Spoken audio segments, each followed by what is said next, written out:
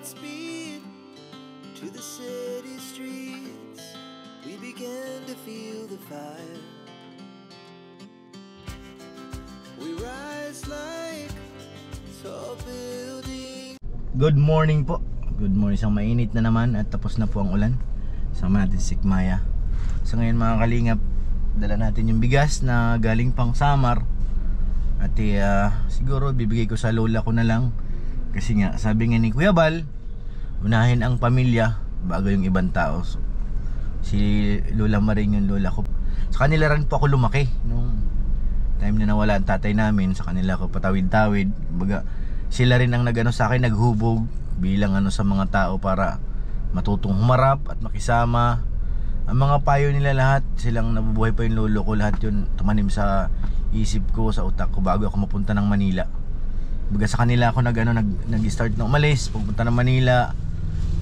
Mga habili nila sa akin, kaya tumagal tayo at ganito tayo. Naging ganito dahil sa mga mga payo, paalala.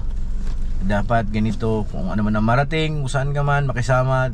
Lahat po ng mga yun, in-apply ko po sa sarili ko. Kaya ngayon naman po ang time para siguro magbalik sa aming lola kung ano man ang mayroon tayo. Kahit paano makapagpaabot naman tayo sa kanya. Kasi yun nga mga kalingap. So, tulad ng sinabi ni Kuya Bal, unahin ang pamilya bago ang iba. So ngayon pupunta tayo kay nanay.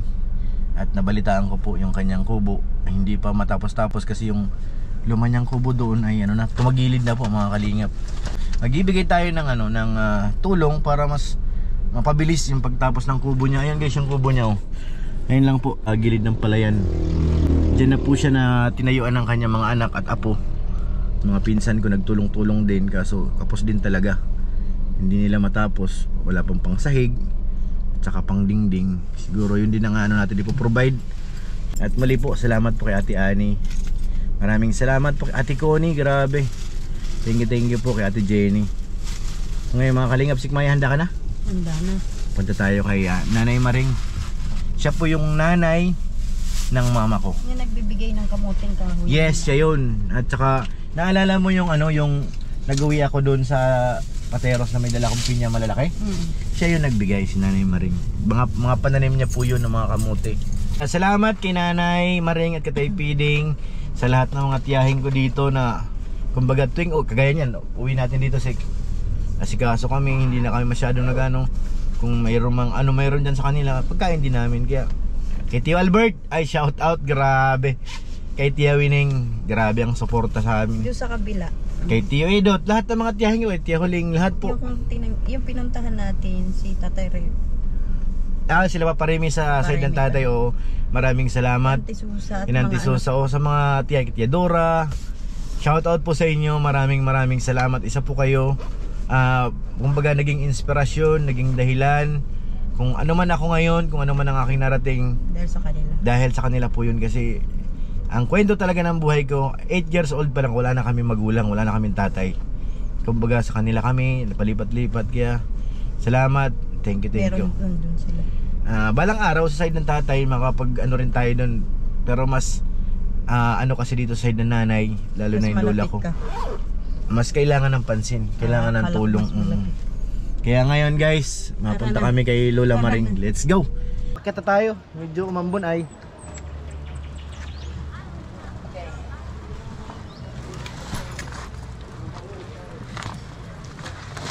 Oops. Kargador muna tayo ngayon guys.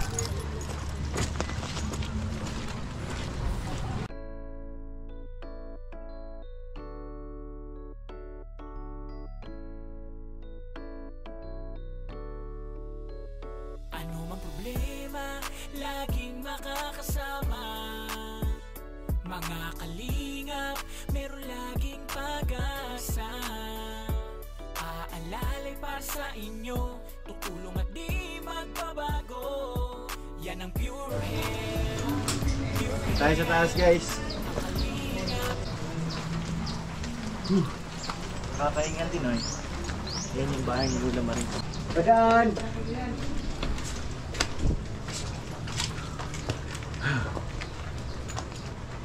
Ay!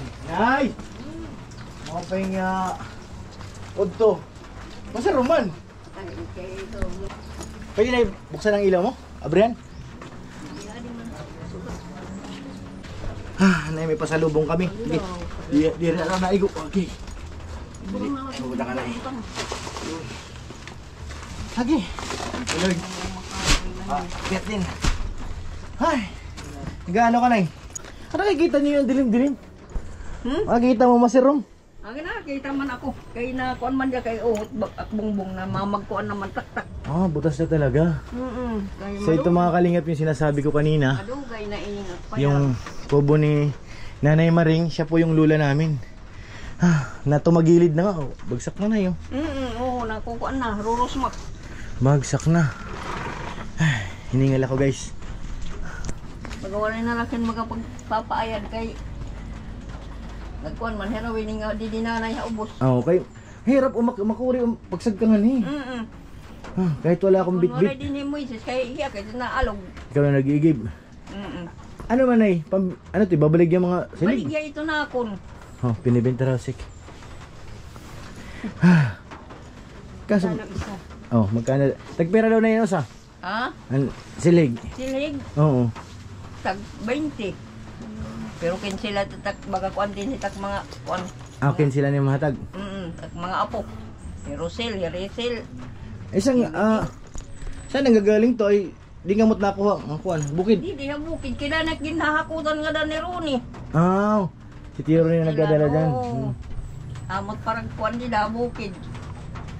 Kuna singa dilo kita kumaar si Tiidot lot it nagkukunit mga kuan sanggutan niya. Kakadagdag iya ginti Tiro daw bus. Di, kuan ngayon, may ano pa kamo nga to, taniman, mga kuan uma. Ang kan imamamat dito ginuma. Yung dati pa na, kuan nga to, uma. Irang hay kuan. Ing kasawa ni, yun ing Jelly. Jili, oo.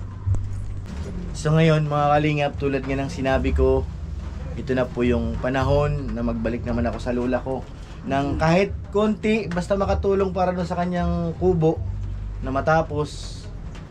Dahil ito kailangan na ito, iwanan na at tumagilid na nga. So ngayon, magbibigay ako kay nanay na sana makatulong doon pandagdag sa kubo mo. Para doon sa, kumbaga, panaya dito ni mo sa loob.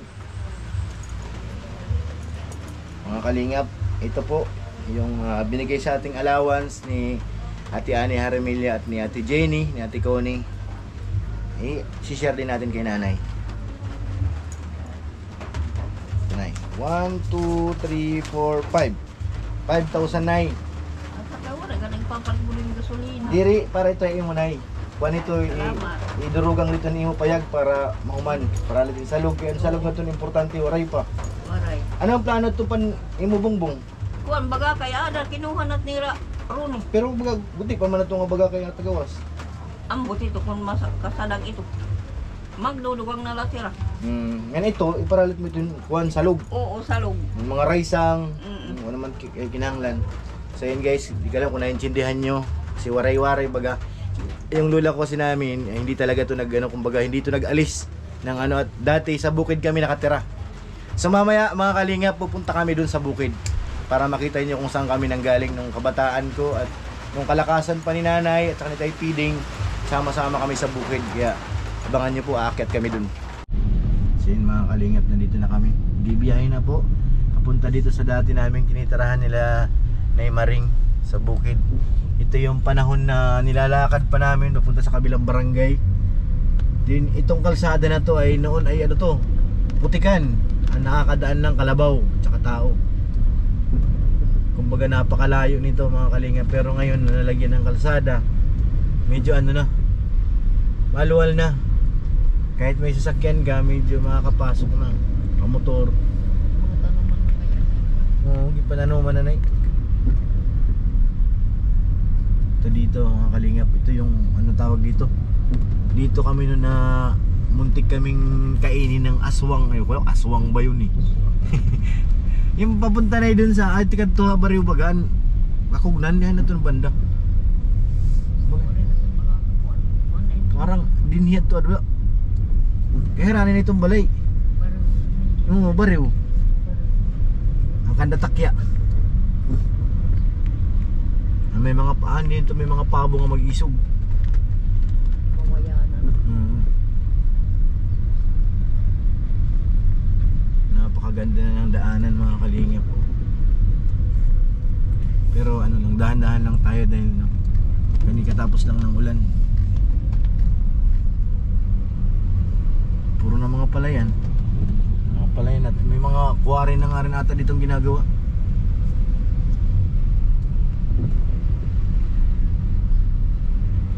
Ang ganda na oh. Kaya ay ang lupa dito tataas ng balyo dahil may kalsada na.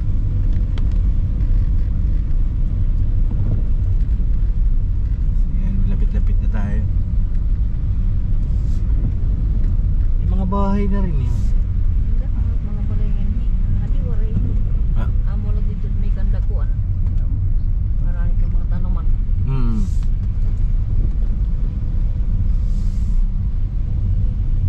Nalilito na talaga ako dito kung saan banda dati ang bahay namin. Ito yata yun ay. Di dato bakat to ha bukid ini. An kakugnan. Tikat to dito bariw ban dati naton nga balay to. Oo. Ang dati kay Tia Albert. Amin din hindi bakat to kakugnan, puro mga kugon. Tigbaw.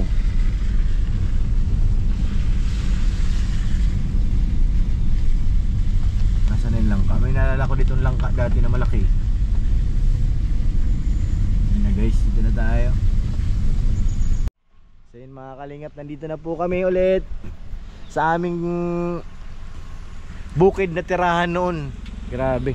Makatabok nga din ay? Kan Albert pa yan. Oo, ito po. Si nanay 10 taon daw siya hindi nakabalik dito. Buti nagkataon na nandito tayo guys. Ano nay, kaya mo tumawid dito? Iyagap ito. Sila niya tambayan. Ano nay, kaya? May tulay-tulay pa oh. May mga pananim din dito guys oh. Ilan? Pera ka tuig nay? Mabukunan 10 anyos. 10 anyos? Lagod ano. Kaiha na. Oo, may da. Bukas may pinto. Ito may mga sitaw din oh.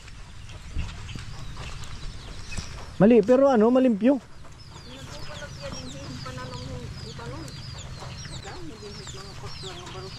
Mulagi na Edo. Yan yung kubo ni Pare Albert. Ito, meron siya dito ano, lunan. Dito guys, dito ako nanirahan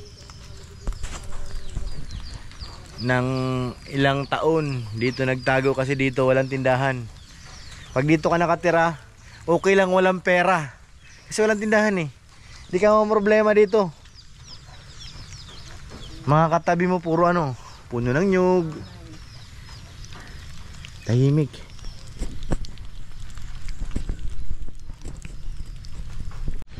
So yun mga kalingap, ano po, sibat na kami dito sa aming pinanggalingan oh, sa dati namin kinitirahan nila nanay.